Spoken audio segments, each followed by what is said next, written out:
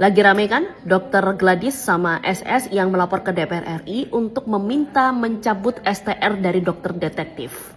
Tugas Komisi 9 DPR RI ini adalah yang membidangi kesehatan, ketenagakerjaan, dan jaminan sosial yang dimana untuk meningkatkan kualitas pelayanan kesehatan, melindungi hak-hak pekerja, serta memperluas cakupan jaminan sosial bagi seluruh rakyat Indonesia.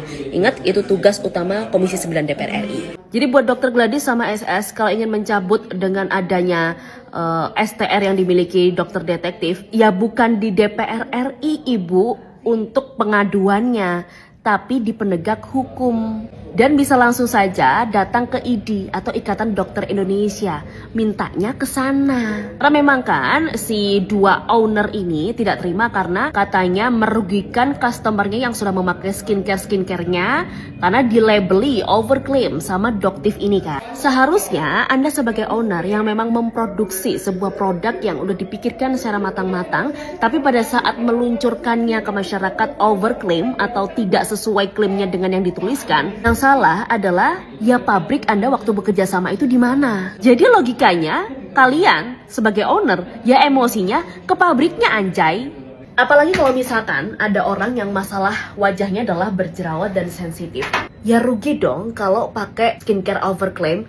Akhirnya gak akan ngaruh di wajah kita. Terus selain itu juga aku tuh kalau nyari skincare bener-bener melihat orang yang review secara jujur dan tanpa buzzer. Karena sekarang jujur aja susah banget. Saya ada di jalan yang lurus untuk masyarakat keseluruhan, bukan cuma golongan tertentu doang.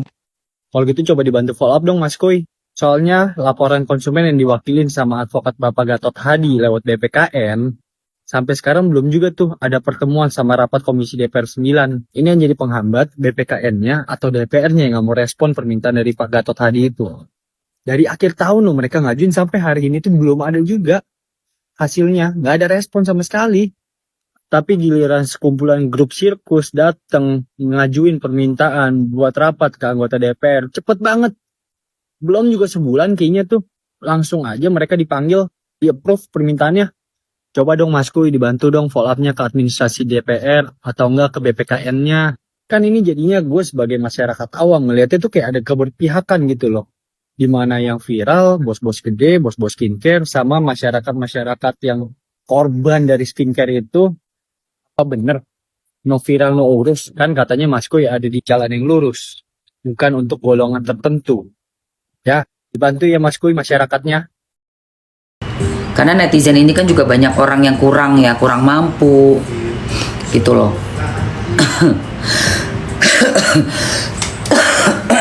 Banyak orang kurang mampu. Apa? Nick Mir batal jadi tersangka. Aku belum lihat beritanya tuh. Kamu dapat berita dari mana?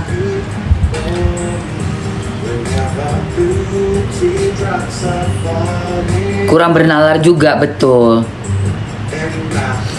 Dari sisi mana melihat ya? Jangan melihat dengan sisi negatif. Saya nggak melihat dengan sisi negatif. Justru saya pakai akal sehat. Untuk apa flexing seperti itu? Jelas-jelas di agama kita sendiri aja juga disuruhnya sederhana kok. Dari Ali bin Abi Thalib yang aku tahu quotes-nya ya. Quotes-nya Ali bin Abi Thalib. Jangan pernah membicarakan betapa banyak uang dan betapa kayanya kita di depan orang yang miskin. Itu udah jelas ada quote seperti itu. Nggak usah kita membicarakan berkoar-koar tentang betapa sehatnya kita, betapa bugarnya kita di depan orang yang lagi sakit. Kamu berkunjung ke rumah sakit, orang lagi dirawat, terus kamu bilang, iya nih gue abis main pedal nih, tadi gue di gym bisa burpee sampai 50 kali bro. Coba. Jadi kalau kamu memahami, kita semua orang beragama, pasti tahu kok, berlebih-lebihan itu tidak boleh. Ya, paham nggak? Dan ternyata apa? Setelah terkuak oleh berbagai tes-tes yang diadakan oleh dokter detektif, alhamdulillah ada sosok kayak dokter detektif nongol, kebuka semuanya, baru kayak kebakaran jenggot. Tapi untung, syukur alhamdulillah, mau apapun ya ujungnya, mau ada kayak huru hara kontroversial, terus yang ini jadinya melapor ke DPR lah segala macem dengan kisah-kisah itu. Yang penting apa? Kita rakyat, masyarakat, netizen, termasuk aku adalah netizen, terbuka matanya. Terbuka matanya.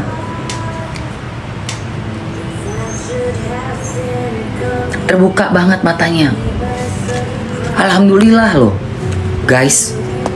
Kalau nggak ada dari Doktif yang membuka tabir ya, tabir gelap selama ini ketutup sama flexing, kita nggak tahu unsur-unsur apa yang ada di dalam skincare. Dan aku sendiri sebagai orang yang bekerja menjual di sini di e-commerce, berhati-hati banget mau afiliasi sama orang, karena banyak banget yang nawarin buat endorsement dari zaman dulu ya. Endorsement tuh dari zaman baheula udah banyak banget kan, yang bikin untuk pelangsing lah, untuk bikin pemutih. Aku udah nggak terima, nggak mau aku kayak gitu. flexing cuma buat ngangkat image biar dipercaya oleh masyarakat. Tujuannya apa? Supaya apa yang dia jual semuanya, apa yang dia katakan, biarpun mahalnya setengah mati, masih mau dibeli sama masyarakat, sama netizen.